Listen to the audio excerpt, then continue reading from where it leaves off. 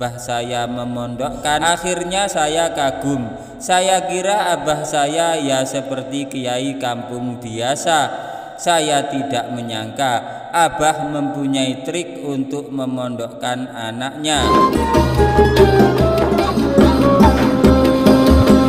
Assalamualaikum warahmatullahi wabarakatuh. Alhamdulillah wassalatu wassalamu ala rasulillah, amma ba'du. Inda dzikri sholihin tanzilur rahmah.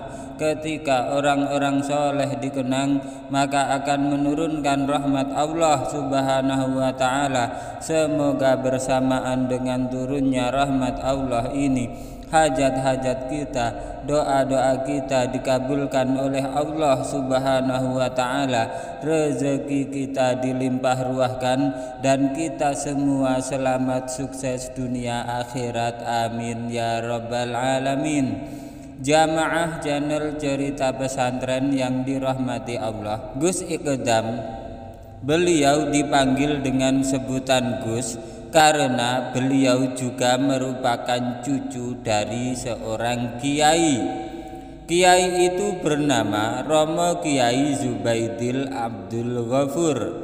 Beliau Kiai Zubaidil Abdul Ghafur adalah putra dari Kiai Ghafur yang merupakan pendiri pesantren Mambaul Hikam Mantenan, Blitar, salah satu pesantren tertua di Blitar Barat. Sekaligus Kiai Ghafur merupakan mursyid thariqah. Gus Iqdam mengatakan, jadi itulah silsilah saya. Kenapa seorang Iqdam itu dipanggil Gus? Padahal rumahnya juga di desa, di pelosok Karanganyar, tidak masyhur atau terkenal, kata beliau.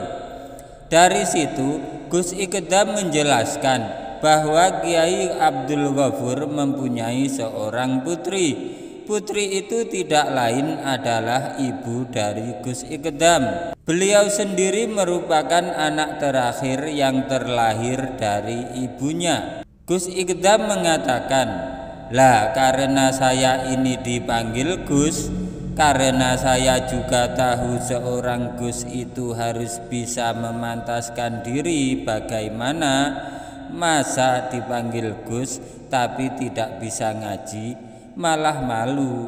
Sudah di mana-mana dipanggil Gus itu harus bagaimana? Saya mikir begitu, kata beliau. Gus Iqdam kemudian berusaha memantaskan diri agar panggilan Gus itu tidak hanya panggilan semata. Menurut beliau, seorang Gus adalah hidupnya minimal mempunyai kesibukan mengaji, paling tidak berjuang untuk umat. Akhirnya sedikit-sedikit Gus Iqdam memperdalam ilmu agama.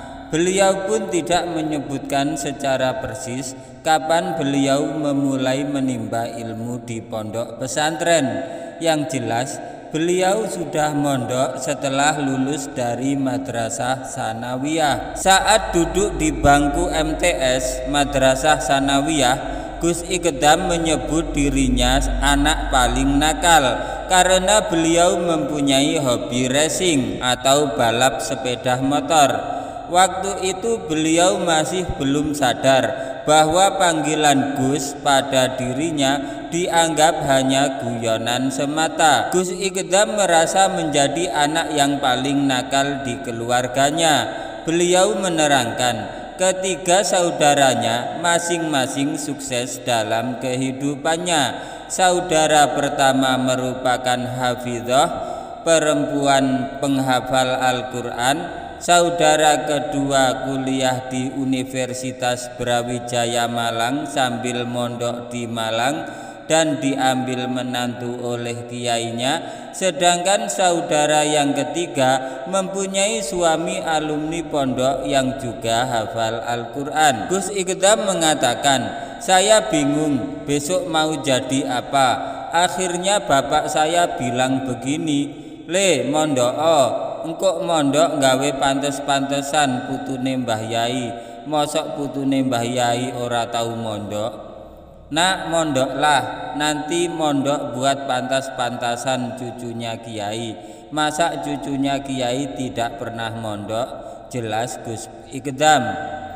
Pada awalnya Gus Ikdam tidak mau mondok karena hobinya cinta dengan motor. Namun setelah dibujuk oleh abahnya, Gus Ikdam pun mondok tidak lama, hanya pantas-pantasan saja, tidak diniati mencari ilmu. Jamaah channel Cerita Pesantren yang dirahmati Allah, Gus Ikdam mengatakan, akhirnya ya sudah, saya setelah mondok harus dituruti apa saja. Setelah saya mengetahui abah saya memondokkan, akhirnya saya kagum. Saya kira abah saya ya seperti kiai kampung biasa. Saya tidak menyangka abah mempunyai trik untuk memondokkan anaknya. Akhirnya saya mondok tenanan. Pertama di Queen Al-Falah Pelosok Kediri. Ini muasisnya Kiai Munif Jazuli. Singkatnya, jamaah channel Cerita Pesantren yang dirahmati Allah, demikianlah sedikit dari cerita Gus Ikdam. Semoga cerita ini bermanfaat bagi kehidupan agama kita di dunia maupun akhirat. Jangan lupa like, komen, subscribe, dan share, bagikan karena cerita ini sangat bermanfaat. Wabillahi taufik wal hidayah wa ridha wal inayah. Wassalamualaikum warahmatullahi wabarakatuh.